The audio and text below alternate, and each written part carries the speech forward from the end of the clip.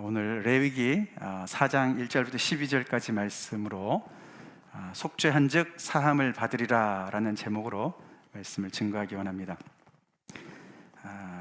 올 3월 우리가 레위기 말씀을 묵상하게 됩니다. 여러분들 레위기 좋아하세요? 좋아하시게 될 줄로 믿습니다. 아멘. 네. 성경 통독할 때 맨날 걸리는 데 아닙니까? 그죠? 창세기 출애굽까지는 재밌게 읽다가 레위기 이거 너무 어렵다 그러고 계속 우리가 중단하는 레위기 말씀인데 우리 말씀을 깊이 묵상하면서 레위기 말씀을 사랑하는 그런 우리가 은혜가 있길 바랍니다. 오늘 같이 본문을 같이 읽겠습니다. 시작. 여호와께서 모세에게 말씀하여 이르시되 이스라엘 자손에게 말하여 이르라.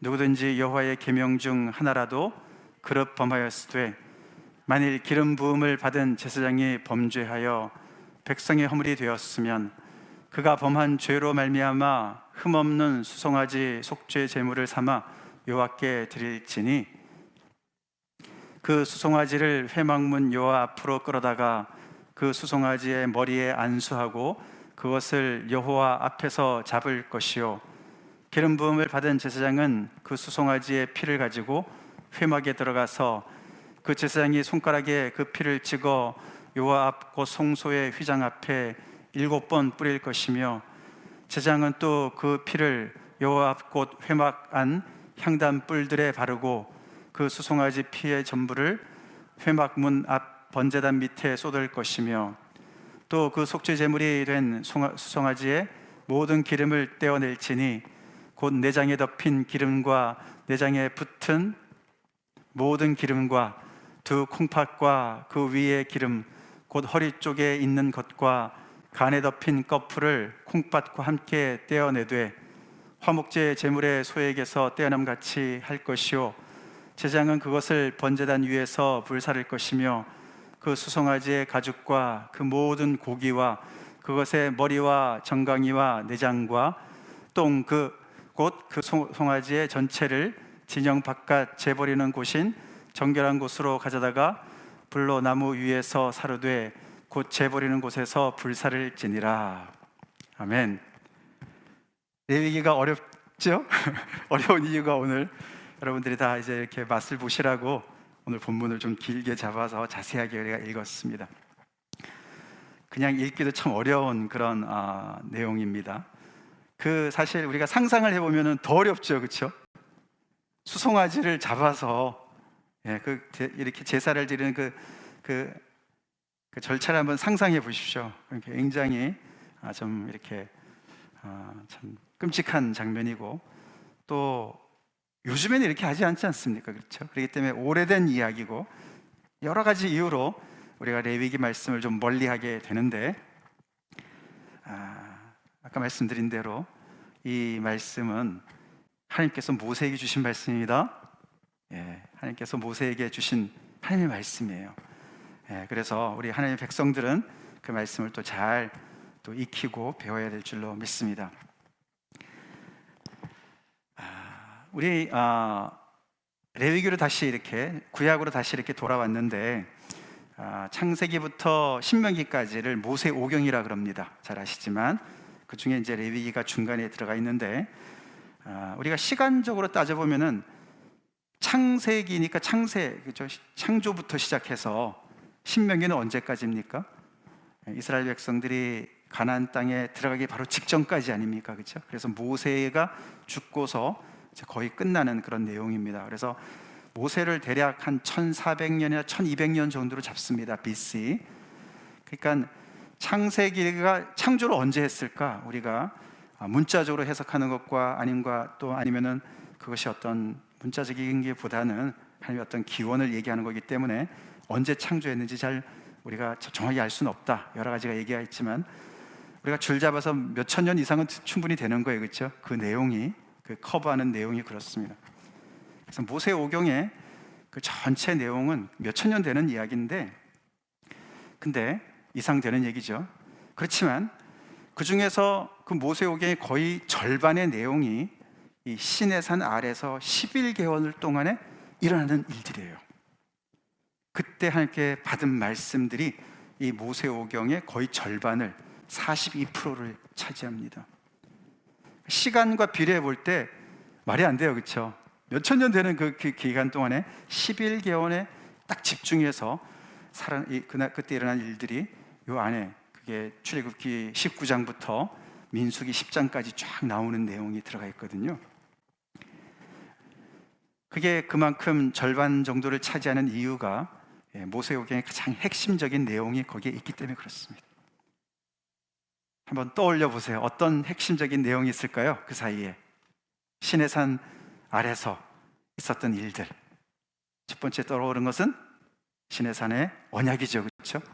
하나님과 이 백성들이 언약을 체결하죠. 그래서 십계명을 받지 않습니까?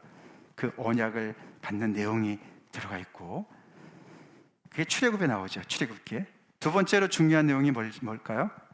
출애굽기에 또 나오는, 하나님께서 그들과 이제 언약 백성, 하나님은 그들의 하나님 되시고 그들은 하나님의 언약 백성 되셨으니까 같이 그들과 함께 거하시기 위해서 하나님이 거하실 성막, 성소를 만들라 그러지 않습니까? 그래서 그 성막을 만드는 이야기들이, 중요한 얘기들이 나오는, 그것이 출애굽기 이야기라고 볼 수가 있습니다. 그 다음에 이어져 나오는 게 레위기인데, 레위기에서는 무슨 내용일까요? 바로 이게 세 번째 중요한 핵심적인 내용이 바로 예배지요. 예배. 우리가 아까 찬양, 오늘 새로 배운 찬양 감사합니다, 은혜로운 찬양 이렇게 또 준비해 주시고, 그렇죠. 우리가 보이기 위한 예배가 되어서는 안 되겠죠. 아멘.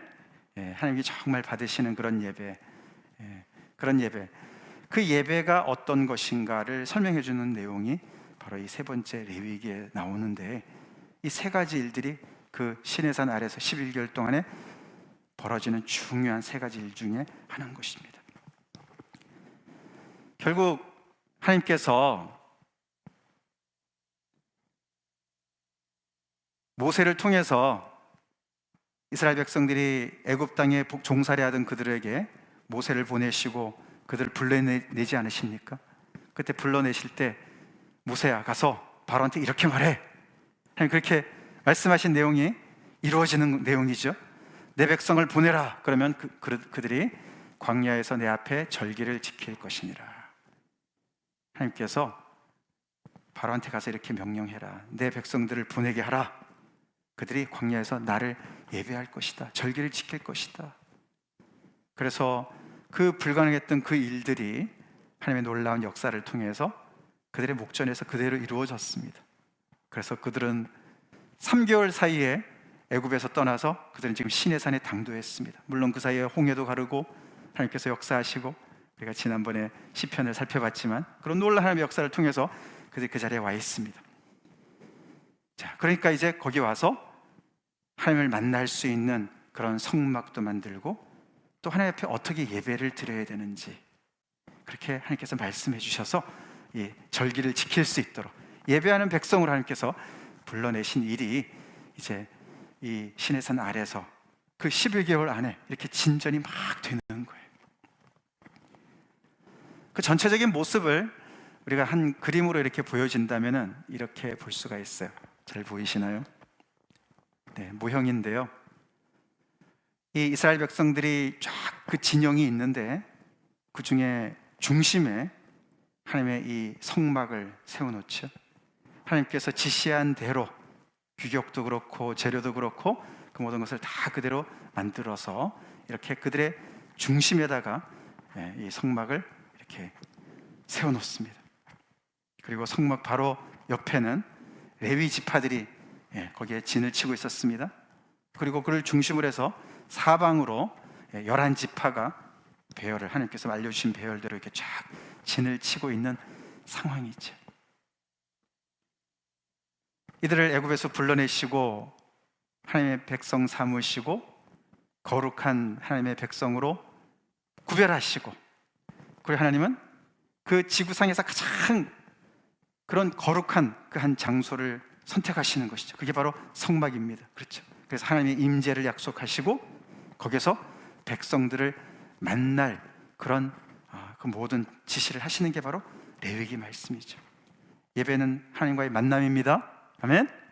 그래서 이 성막이라는 말 자체, 다른 말로는 회막이다. 오늘도 우리가 회막이란 말이 나오는데, 회막은 The Tent of Meeting이죠. 만나는 텐트인 거예요. 그 지존의 하나님을, 거룩하신 하나님을, 죄가 없으신, 너무나 정말 거룩하신 그 하나님을 인간들이 만날 수 있는, 예배할 수 있는 그런 장소로서 하나님께서 이 성소를 이렇게 구별해 놓으신 거예요. 그래서 이 지구상에서 가장 거룩한 장소를 하나님께서 그 백성들 중간에 만들어 놓으셨어요. 무엇을 위해서요? 예배를 위해서. 예배를 위해서. 그렇게 볼 때는, 그렇게 본다면 우리는 출애굽이 그 애굽에서 바로의 그 압제에서 탈출해서 해방된 것이 클라이맥스가 아니죠, 그렇죠? 클라이막스는 어디입니까? 그들이 드디어 성막을 다 만들어서 건설해 세워놓은 것도 클라이막스가 아닙니다. 그렇게 세워놨을 때 하나님의 영광이 거기에 가득 차가지고 모세조차도 들어갈 수 없었다. 출애굽기 마지막 말씀이 그렇지 않습니까? 그것도 클라이막스가 아니에요. 어디가 클라이막스입니까? 그렇게 하나님께서 디자인하시고 계획하신 모든 것대로 백성들이 하나님 앞에 즐거이 나와서 예배를 드리고 하나님과 만나는 일이 벌어지는 것이 클라이막스인 줄 믿습니다. 아멘? 예배가 클라이막스예요. 그래서 많은 그 성사학자들이 레위기를, 그렇게 어려운 책이긴 하지만 우리 사람의 손가락으로 비유합니다. 그래서 창세기, 출애굽기, 레위기, 민수기, 신명기. 그래서 레위기가 가장 중심에 있다. 예배를 나타내기 때문에 그렇다. 그렇죠. 하나님의 뜻은 이 백성들이 그 정말 종살이 하는 것이 불쌍해서 그들을 건져내셨지만, 그래서 그들을 해방시키시는 것이 최종 목표가 아니었습니다. 그들을 해방시키셔서 그들과 함께 만나고 그들이 하나님을 예배하는 자리까지, 그들을 언약 백성으로 뿐만 아니라 예배 드리는 공동체로 온전히 변화시키기 위해서 그들을 보내신 줄로 믿습니다. 그 내용이 레위기 말씀이에요.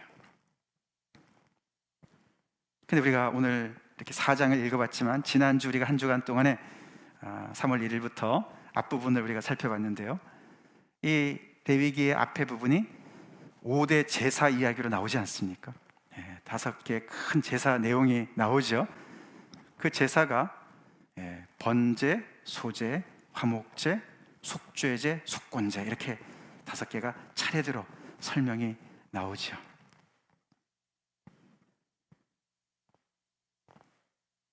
이 5개의 예배가, 제사가 크게 두 부류로 나눠집니다. 그렇죠?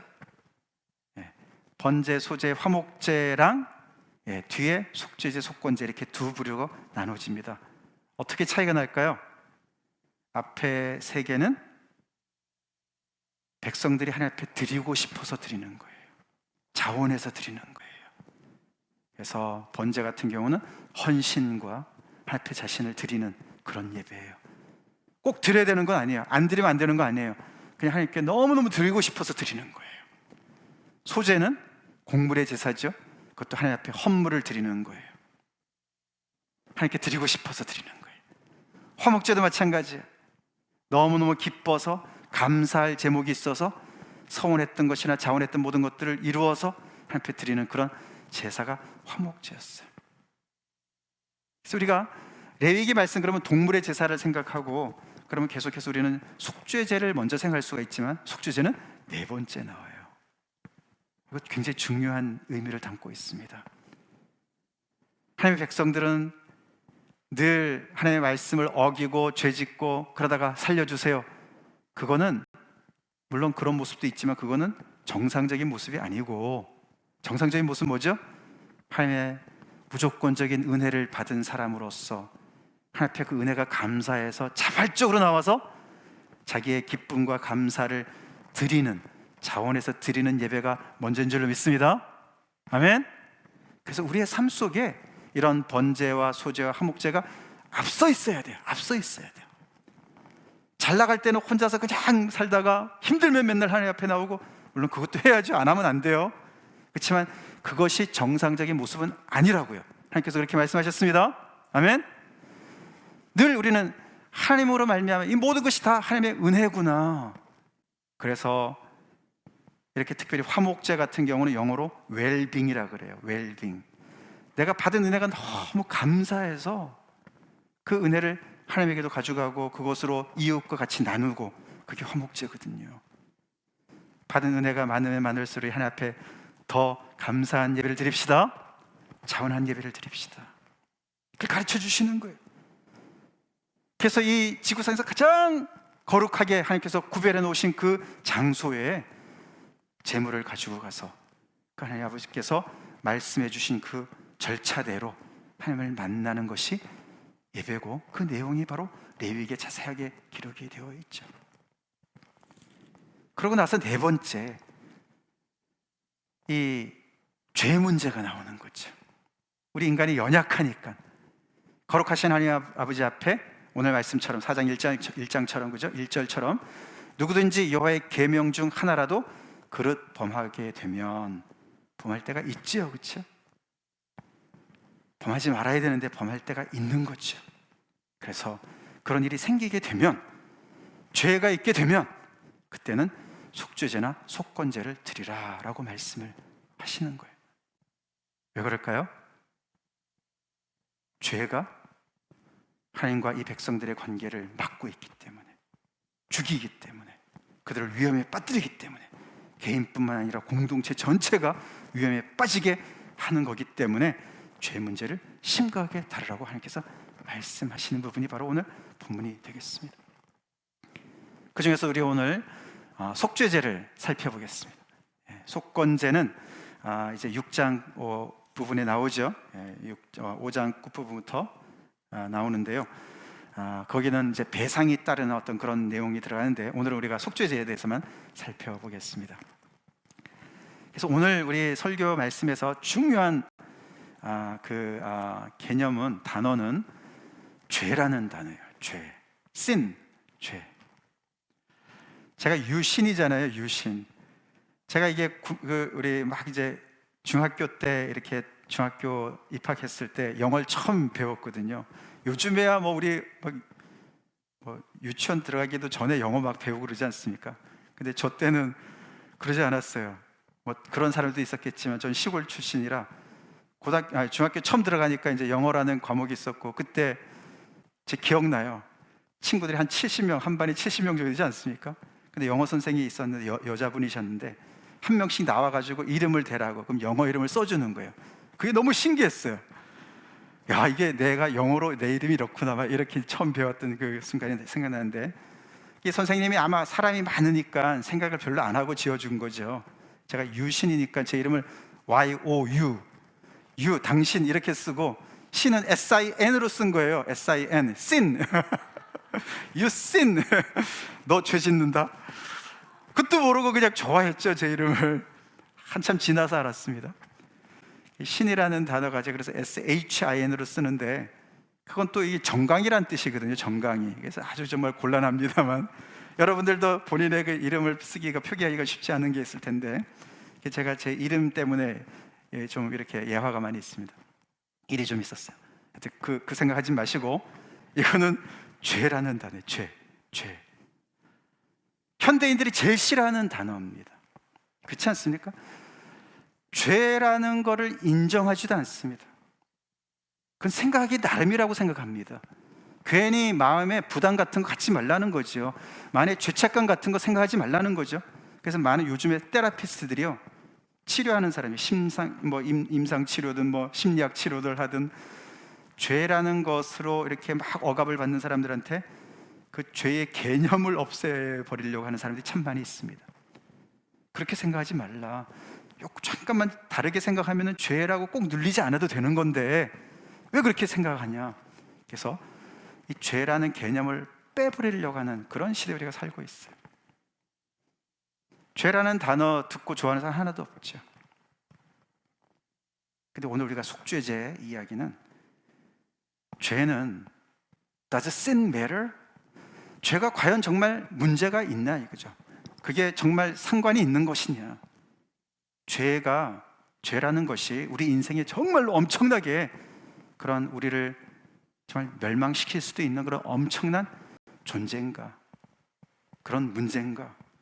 죄가 그런 정말 엄청난 파워를 가지고 있는 것인가? 우리 요즘 그런 컬처에 우리 영향받지 말고 하나님의 말씀을 따라 삽시다. 하나님의 말씀은 죄는 엄청나게 심각하다고 말씀을 하시는 거예요. 여기 sin offering이라고 그래서 오늘 속죄제를 영어가 sin offering이란다는데 그게 원어로는요 하타트라는 단어인데 그게 관역을 벗어나다 그런 뜻이에요. 죄라는 단어가 관역을 벗어난다. 우리 지난주에 속이는 활 배웠잖아요, 그렇죠? 죄라는 말은 하나님께서 정해 놓으신 어떤 그런 계명이 있어요. 옳은 것이 있습니다, 그렇죠? absolute truth가 있습니다. 절대 진리가 있습니다. 그거를 상대화시켜 버리면 죄라는 거 없어요. 뭐가 죄입니까, 그렇죠? 다 서로가 다르고 생각이 다르고 입장이 다르고 그래서 그런 거지 뭐 이렇게 하고 다 넘어가지 않습니까? 근데 성경은 분명히 이 세상을 하나님께서 창조하셨고 하나님의 정하신 뜻이 있고 진리가 있고 바른 길이 있다고 말씀하시죠? 하나님께서 정해놓으신 관역이 있다는 거예요. 그 관역에 못 미치면 죄가 되는 거예요. 누구든지 계명 중 하나라도 그것을 그릇 행하면 죄를 짓게 된다라고 성경이 이야기를 하고 있습니다. 그래서 오늘 우리가 사실 4장, 5장 전체 내용들이 이제 들어가 있는 이제 설교 얘기지만 우리가 읽은 부분은 그 중에서 일부를 우리가 봤습니다. 자, 이 4장에서 5장까지 네 부류의 사람들을 설명을 해요. 그러면서 이 누구든지 그 설명에 이 네 명의 부류가 나오는데 첫 번째는 제사장들이 나와요. 기름 부음을 받은 제사장들이 하나님의 이 제사를 앞에서 섬기라고 하나님께서 특별히 구별해 내신 아론의 그 자손들을 제사장들이지 않습니까? 그들이 죄를 범했을 경우 하나님께서 정하신 계명을 어겼을 경우 그 뭐 그렇게 대수일까? 대수입니다. 굉장히 큰 문제가 있어요. 그리고 온 회중이 이스라엘 백성 전체가 잘못했을 경우 이것도 굉장히 심각한 문제가 야기가 되고요. 그 다음에는 리더가 백성 중에 족장인 리더가 잘못했을 경우 마지막에는 평민 그냥 어떤 사회적인 어떤 책임이 있지는 않지만 그냥 이스라엘 백성 중에 평민 한 사람이 잘못했을 경우 이렇게 네 가지로 설명을 합니다. 여기서 우리가 보면은 이 죄에 대해서 면제된 사람 하나도 없다고 우리가 알 수 있어요. 그죠? 누구나 다 죄를 질 수 있다는 것을 알 수가 있습니다. 그렇죠? 누구나 다 죄에 노출될 수가 있다라고 얘기를 하는 거예요. 그러면은 이런 사람들이 죄를 범하게 되면은 어떻게 되는를 봤더니 속죄 제물을 가져오라 그러죠. 속죄 제물을 가져오라. 근데 그 사람에 따라서 그 제물이 조금씩 달라요. 이게 이렇게 상세한 내용들이 거의 반복되는 것 같은데 조금 달라서 읽기가 참 어려운 거예요. 레위기가. 근데 보시면은 제사장과 온 회중의 경우에는 수송아지를 가져오라 그럽니다. 그리고 리더인 경우에는 순념소를 가져오라 그러고 평민인 경우에는 암염소나 어린 암양을 가져오라고 하나님께서 말씀하세요. 일단은 크게 우리가 그림을 보면은 제일 비싼 게 뭐겠습니까? 수송아지예요. 수송아지가 제일 비싸요. 그러니까 제사장과 온 회중이 그것을 어포드 할 수 있으니까 아니 뭐 제사장들은 조금 더 좀 경제력이 있고 온 회중이니까 다 모아서 하면 되지 않을까 거기에 맞춘 것이 아닙니다. 그게 아니고 그들의 죄가 더 중하기 때문에 더 비싼 재물을 가져오라고 말씀하시는 거예요. 평민 중에는 암염소나 어린 암양을 가져오지 못할 수 있는 사람들이 있잖아요, 그렇죠? 그래서 하나님께서 저희 뒤에 가보면은 그런 사람들은 산비둘기 2마리나 집비둘기 2마리를 가져와도 된다. 그것도 없는 사람들은 고운 가루, 밀가루 10분의 1 에바를 가져와라. 이렇게 차등을 두셔가지고 그들의 형편에 맞춰서 가져오라고 말씀을 하시는 자상하신 하나님이시죠. 여기 고운 가루 10분의 1 에바는 하루 한 끼 정도, 그러니까 하루에 그 먹을 수 있는 양이라 그럽니다. 그 정도의 양을 가져오라고 말씀을 하시는 것이죠. 그 차등은 피로 가보면 훨씬 더 또 차이가 확 납니다. 이 동물을 죽이지요. 가지고 온 사람들이, 끌고 온 사람이 그 동물을 직접 죽여서 피를 받잖아요. 근데 그 피를 어떻게 하느냐가 달라요. 이 각 제물에 따라서 다릅니다. 그 사람 누가 죄를 범했냐에 따라 다릅니다. 어떻게 다른가 하면요, 이렇게 달라요. 첫 번째, 제장이 죄를 지었거나 온 회중이 죄를 지었을 경우에는 그 피를 회막 바깥에만 뿌리지 않습니다. 회막 안까지 들어가요. 잘 아시지만 아까 우리 그림 보셨지 않습니까? 그 바깥에 담장 같은 데가 있고, 그렇죠? 일반 백성들은 안에 들어갈 수 있어요, 그죠? 거기에 뜰이 있습니다, 그죠? 거기에 번제단도 있고 물두멍도 있고. 근데 그 건물이 있었습니다, 그죠? 성막 자체가 있습니다. 그 성막 안에는 제장들만 들어갔습니다. 그리고 그 성막 안에 또 커튼이 하나 더 있었지 않습니까, 그죠? 성소와 지성소를 나누는 그 커튼, 회막, 그게 회막의 그 커튼이지 않습니까?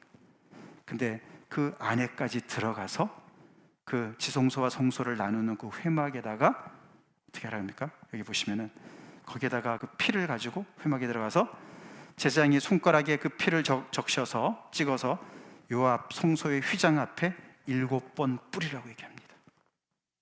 성소와 지성소를 나누는 회막의 휘장에다가 7번 뿌리라고, 피를. 이게 제사장과 온 회중의 경우에 그렇게 하나님께서 지시를 하십니다. 그리고 그 안에 있는 향단 뿔에다가도 바르라고 얘기를 합니다. 상징적인 것이죠. 무슨 의미일까요? 제사장이 지은 죄로 말미암아, 또는 온 회중이 지은 죄로 말미암아 그 죄가 어디까지 컨테미네이트 됐냐면, 어디까지 오염이 됐냐면요, 바깥에까지 아니라 안에까지 침투해서 그 성소까지 침투했다는 거예요. 그래서 이 성소가 더러워졌다는 것을 보여주는 거예요. 그래서 이 피로 말미암아 거기를 묻게 해서 그것을 정결케 하는 그런 과정을 겪게 하시는 거예요. 그리고 나머지 피는 바깥에 있는 번제단 밑에다가 부으라고 얘기를 하십니다. 족장의 경우나 평민의 경우에는 안에 들어가지 않습니다. 바깥에다가 번제단에다 다 뿌립니다. 그러니까 죄의 경중이 있음을 볼 수가 있어요. 그렇죠? 여기서 우리가 이제 한 가지 정말 중요한 것을 우리가 생각해 봐야 되는 게 뭐냐면, 이 레위기를 우리가 보면 볼수록 죄는요 그냥 추상적인 개념이 아니라는 거예요. 이걸 우리가 잘 기억을 해야 됩니다. 죄는 추상적인 개념이 아니에요. 죄는 굉장히 실질적인 거예요. 요즘 우리가 이렇게 요즘 거랑 우리가 연결해 본다면은 마치 우리 코로나 바이러스 때문에 이렇게 많이 고생하지 않습니까? 오늘도 이렇게 우리가 다 마스크를 쓰고 지금 예배를 드리고 있는데, 그렇게 실질적인 거예요, 죄가. 이 바이러스 눈에 보이지도 않는데 많은 사람이 그래서 너무 그렇게 그 코로나 때문에 그냥 너무 이렇게 과대 선전을 해서 사람들을 그렇게 공포에 조장을 하고 정부에서 이렇게 무력으로 사람들을 통제하려고 그런다, 그런 것도 좀 있겠지만, 그렇지만 코로나 바이러스로 많은 사람들이 죽잖아요, 그렇죠? 실질적인 거지 않습니까? 이 거짓말이 아니거든요. 근데 그보다 훨씬 더 치명적인 실질적인 파워를 가지고 있는 게 죄라는 것을 우리가 알아야 된다는 거예요. 그래서 죄는 마치 이 코로나 바이러스도 이게 에어본 아닙니까? 이렇게 공중에 떠다니는 거 아닙니까? 그죠? 에어본이에요. 그래서 이렇게 공중파를 통해서 침범하듯이 죄도, 아니 제사장이나 온 회중이 무슨 죄를 졌길래 그 죄가 성막 안에까지 들어갈까요? 마치 코로나가 거기까지 침투한 것처럼 말이죠. 죄가 거기까지 침투해요. 그렇게 실질적인 역할을 하는데 결국 뭡니까? 그래서 그 죄가 성전의 기능을, 성막이 더 이상 거룩한 장소로서 그 기능을 하지 못하도록 마비를 시키는 역할을 하는 거예요. 그래서 죄를 제장이 짓거나 온 회중이 짓게 되면은 그 죄를 해결하지 않으면 마치 코로나에 걸린 것과 같이 죄의 그 제장이나 온 회중이 걸려서 다른 사람들이 다 계속 전염이 되는 것을 알려주는 거예요. 성막에서는 더 이상 예배를 드릴 수가 없고, 예배를 드린다 해도 그것이 뭐가 안 되는 거죠. 오늘날 우리가 가지고 있는 죄의 개념과 굉장히 다르죠, 그렇죠? 우리는 죄를 굉장히 개인적으로 생각하기가 참 쉽습니다. 물론 우리가 사회의 악도 있고 다 여러 가지가 있겠지만 죄가 전염됩니다. 바이러스템처럼 전염되는 그런 파워가 있다는 걸 우리가 알아야 돼요. 그리고 그 죄는 정말 바이러스에 걸리듯이 그렇게 엄청난 문제를 나한테 야기시켜서 우리가 요즘에 요즘에 그렇게 많이 이렇게 퍼져 있는 그런 거는 조금 치사율이 적다 그러지만 그래도 많이 아프지 않습니까? 그죠? 많이 아프고 죽다 살아나야 되지 않습니까? 근데 우리는 죄를, 저도 평소랑 똑같이 산다, 죄는 그냥 개념적, 그런 부분에서 개념적으로 생각하는 것이죠. 하나님 앞에 말씀대로 안 살고 우리가 성도 간에 참 내 기분 따라, 내 감정 따라 사람을 대해도 똑같이 그냥 지나가는 것 같고, 죄가 나를 마비시킨다? 그런 거 우리가 잘 생각을 안 합니다. 그렇죠? 코로나는 우리를 알아눕게 만들어요. 우리를 몸져 눕게 만들고 어쩌면 우리의 생명까지 앗아갈 수 있는 그런 무시무시한 바이러스 아닙니까? 근데 여기 오늘 말씀을 보면은 이 하나님과 이 사이에 있는 이 계명에 대해서 부지 중에, 사실 여기 앞에 오늘 12절까지만 읽었지만 13절부터 보시면은 같은 내용이거든요. 근데 13절에 이렇게 읽어보겠습니다. 만일 이스라엘 온 회중이 여호와의 계명 중 하나라도 부지 중에 범하여 허물이 있으나 스스로 깨닫지 못하다가 그 범한 죄를 깨달으면, 이런 말이 나와요. 이게 다 사실 오늘 이게 속주제에 다 해당되는 거거든요. 다 이게 부지 중에 짓는 죄를 얘기해요. 의도가 있어서가 아니라 잘 모르고 행했는데 그게 죄인 거예요. 그래서 우리가 5장 앞부분에 보시면은 4가지 그런 그 사례가 나옵니다.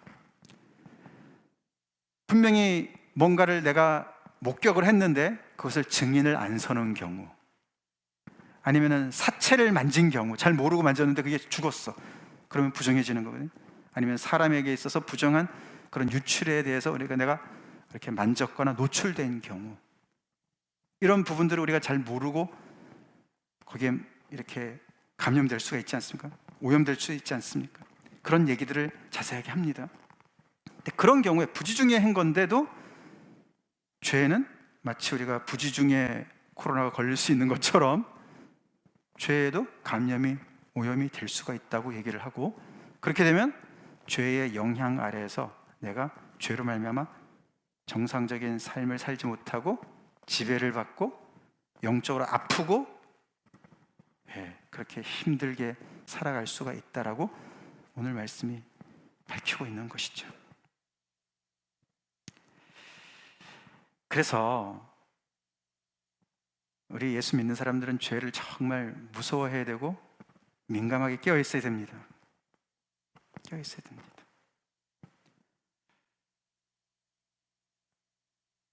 내가 무심결에 내뱉은 한마디 말이 우리 자녀들을 죽일 수가 있고 공동체를 위험에 빠뜨릴 수가 있고,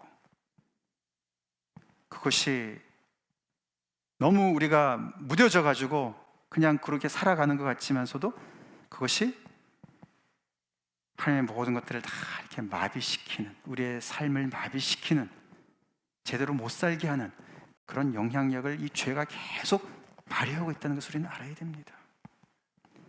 특별히 여기서 그 눈에 들어오는 게, 회막 안에 들어가서 이렇게 뿌릴 때 7번 뿌리라 그러지 않습니까? 그러니까 7번, 그렇죠? 7번을 뿌리라 그럽니다. 이 7번이 이 앞에 사실 창세기에 나오는 창조의 그 리듬과 같은 거예요. 그렇죠? 하나님께서 6일 동안 창조하시고 제7일에 쉬셨지 않습니까? 그리고 그날을 안식일로 구별하시고 쉬셨다, 이렇게 말씀하셨어요. 그죠? 이 성막도 하나님께서 제조하실 때 7번 모세를 통해서 말씀하시고요, 나중에 보면은 그 모세가 이 성막을 다 하나님께서 말씀하신 대로 순종해서 만들었다는 말도 7번 반복이 돼요. 계속 7번이 강조가 돼요. 왜 피를 7번 뿌릴까요? 이게 상징적인 거잖아요. 왜 7번 뿌릴까요? 하나님께서 새롭게 다 구별하셔서 이 땅에서 가장 성스러운 그런 곳으로 만들어 놓으셨는데, 거기가 죄로 다시 오염이 됐기 때문에 재창조를 해야 되는 것을 알려주시는 거예요. 죄는 하나님께서 창조하신 그 베스트의 컨디션을 무너뜨리는 것입니다. 우리는 그걸 알아야 돼요. 그래서 내가 하나님의 말씀을 무시하고 내가 내 나름대로 살아가면 갈수록 우리는 하나님께서 우리를 창조하신 원래의 모습에서 많이 멀어져 간다라고만 알면 되는 것이죠. 그래서 하나님께서 이렇게 속죄의 제를 통해서 원하시는 것은 뭡니까? 위에 오늘 제목이죠, 우리 설교 말씀. 이렇게 하나님 앞에 속죄의 제물을 가지고 와서 하나님께서 정하신 대로 하나님께 드리게 되면, 그렇게 속죄의 제를 드리게 되면 사함을 받게 될 것이다 라고 하나님께서 약속해 주세요. 죄도 리얼이지만 죄 사함도 리얼입니다. 하나님께서요, 죄를 사해 주시면 그 모든 것들이 다 회복된 줄로 믿습니다. 하나님께서 말씀하신 대로 그대로 실천하게 되면은, 순종하게 되면은, 예를 들어 수송아지를 가지고 와서 말씀하신 대로 다, 이게 속죄 제물이기 때문에요. 앞에 화목제나 번제는 아니죠. 특별히 화목제랑 좀 차이가 많이 있습니다. 수송아지 같은 경우는 오늘 우리가 읽었지만 피는 그렇게 아까 말씀드린 대로 하나님 앞에 드려지고 죄를 씻는 역할을 하게 되고, 그 다음에 나머지는 어떻게 합니까? 아까 읽어봤지만 모든 것들을 다 어떻게 하죠? 진영 바깥으로 가져가서 깨끗한 곳에서 다 태워 없애버립니다. 화목제에서는요, 기름은 어떻게 했죠? 하나님께 기름만 드리고 다른 것은 다 제장들에게 돌리거나 이웃들이 같이 나눠 있었어요. 근데 이 속죄 제물인 경우에는 사람들이 먹을 수가 없습니다. 왜요? 이 제물을 끌고 와서 그 사람이 안수를 하지 않습니까?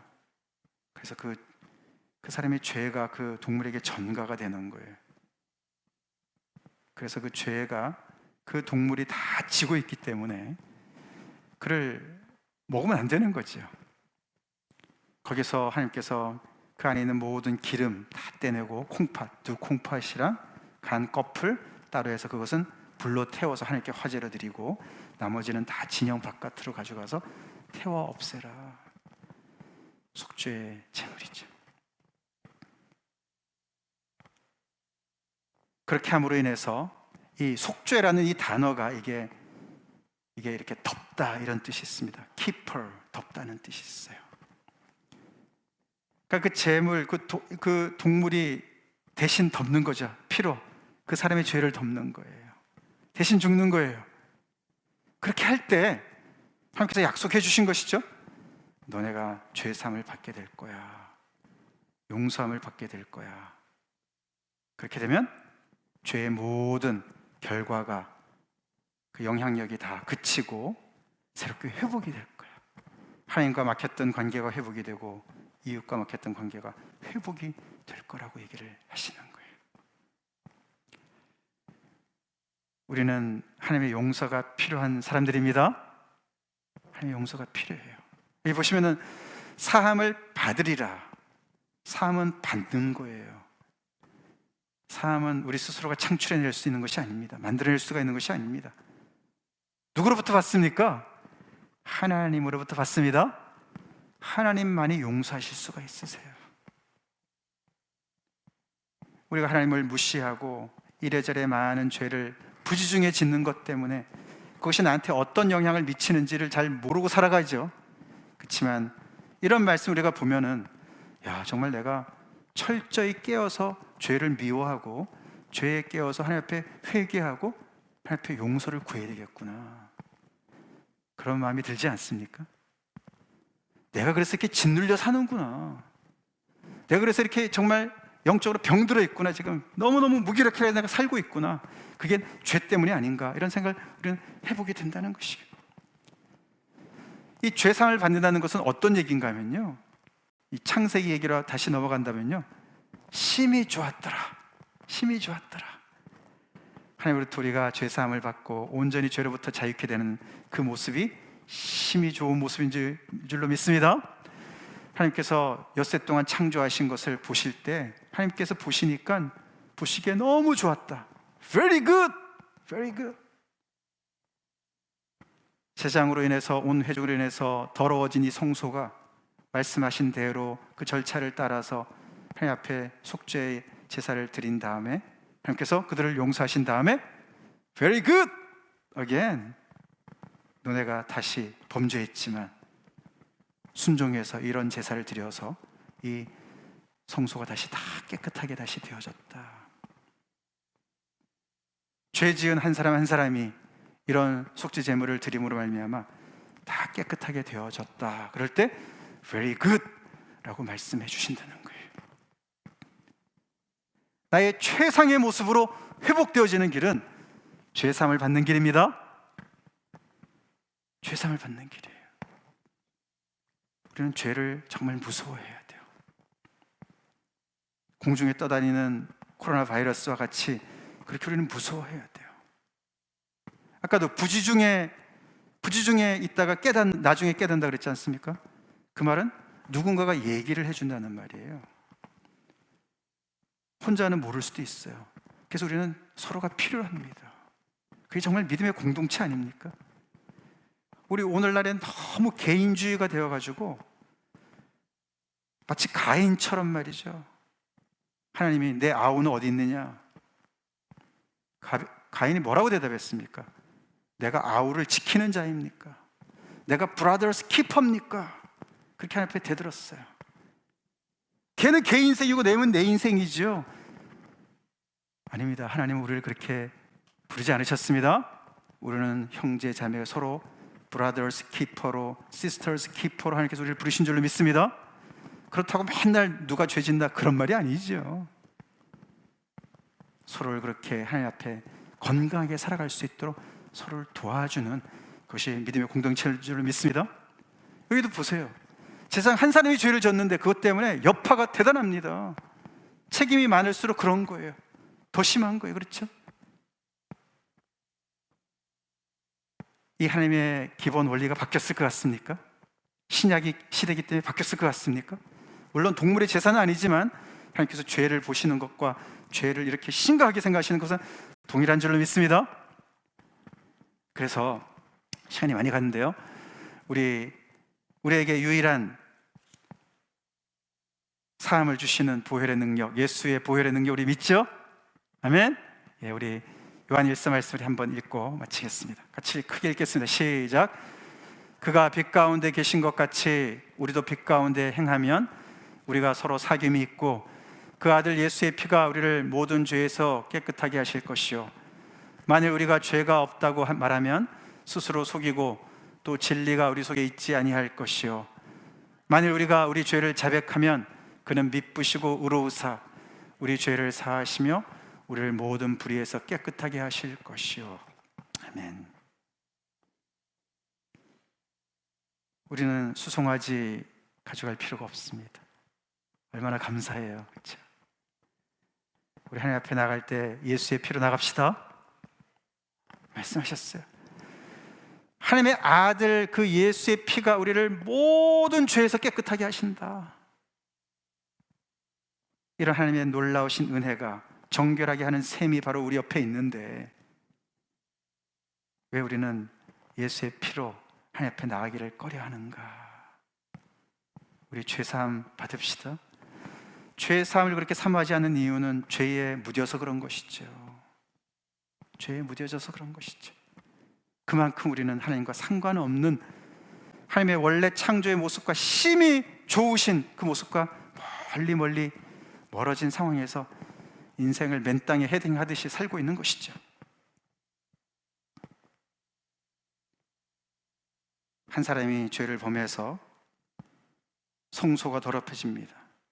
마찬가지로 우리 각자가 잘못해서 우리 교회 공동체도 더럽혀질 수가 있어요. 서로 연결되어 있어요. 외딴 섬은 없습니다. 혼자 사는 거 없어요. 요즘에 잘못되어서 뭐 성공해도 혼자, 실패도 혼자, 죄를 져도 혼자 짓고. 아닙니다. 아닙니다. 우리 죄를 자백하는 은혜가 있길 간절히 기도합니다. 우리 자백하고 하나님 앞에 죄 사함을 얻읍시다. 하나님이 주시는 거예요. 우리 육신의 건강도 그렇고 정신의 건강도 그렇고 많은 경우가 이 죄를 제대로 해결하지 않아서 생긴 경우가 많이 있습니다. 많이 있습니다.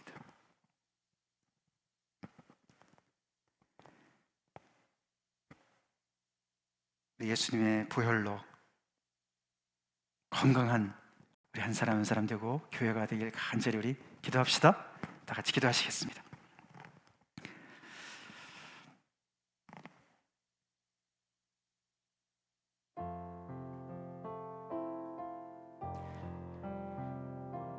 우리가 요즘에는 동물의 제사를 드리지 않아서 하나님 앞에 회개의 기도도 그렇고 죄 때문에 고민하는 것도 그렇고 그렇게 리얼하게 안 하될 때가 많이 있습니다. 그래서 레위기가 도움이 되는 거예요. 주님께서 다 이루신 것이지만 오늘날 누가 이런 걸 하겠습니까? 그참 이런 세부적인 절차를 이들이 얼마나 수없이 반복했겠습니까? 그 내용이 빠져 있어서 형식이 문제가 된 것이지 하나님이 주신 이 자체, 이 제사의 형식이 그 자체가 잘못된 것이 아닙니다. 하나님이 정하신 법이에요. 하나님이 이렇게 죄를 심각하게 생각하시고 다루십니다. 지금까지 내가 생각했던 것 조금 접어두고 오늘 말씀을 기준으로 죄를 기준으로 한번 다시 생각해 보지 않겠습니까? 관계의 문제, 교회에서 여러 가지 문제들, 이런 것들을 성격의 차이, 뭐 여러 가지 이런 거 생각하지 마시고 내가 하나님 앞에 죄를 짓고 있기 때문에 우리 공동체가 하나님 앞에 제대로 서 있지 않기 때문에 거기에 예수의 보혈의 능력이 필요한데 우리가 딴 생각으로 애를 쓰고 있지 않은가? 우리가 필요한 것은 죄사함인데 죄가 리얼하듯이 죄사함의 선물도 진짜입니다.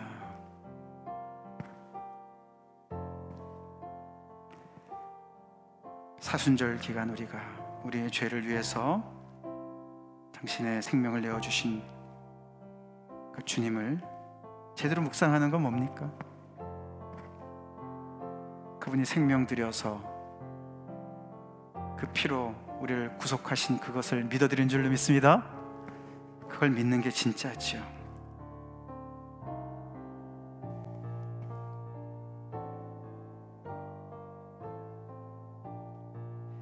하나님 아버지 앞에 하나님, 제가 부주 중에 지은 죄가 있으면 가르쳐 주십시오. 보여주십시오. 오늘 말씀을 통해서라도 혹시라도 깨닫는 은혜가 있다면 하나님 앞에 가지고 나가십시오. 우리의 속죄 제물 되신 예수님, 화목제 되신 예수님 앞으로 가지고 나가시기 바랍니다. 그래서 심히 좋은 하나님의 귀한 작품으로 다시 회복되는 은혜를 누리시기 바랍니다. 다 같이 기도하시겠습니다.